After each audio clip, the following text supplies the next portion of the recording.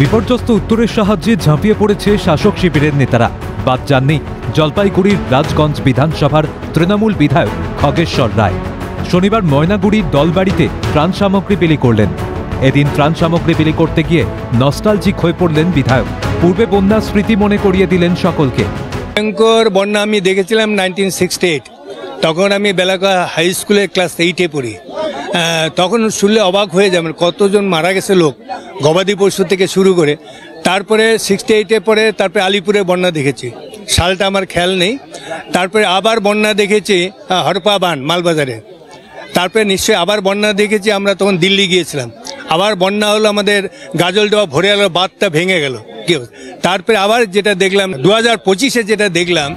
পরে সিএনএর মুখোমুখি হয়ে তিনি বলেন, ত্রাণ নিয়ে কোথাও কোনো ক্ষোভ নেই।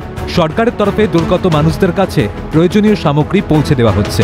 পাশাপাশি জনপ্রতিনিধিরাও মানুষের পাশে থাকার চেষ্টা করছে। বাংলার মুখ্যমন্ত্রী, মামাটি মানুষের সরকারের মুখ্যমন্ত্রী মমতা ব্যানার্জি অনুপ্রেরণা সারা উত্তর বাংলায় যেখানে বন্যা হয়েছে ত্রাণের কোনো অভাব নেই।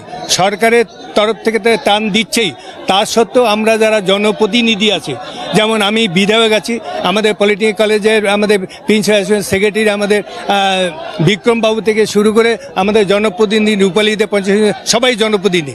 তাই আমরা দেখলাম, রামমোহনের সাথে কথা হলো যে এই জায়গাটা কেউ ঢুকেনি, অনেকে ঢুকেছে।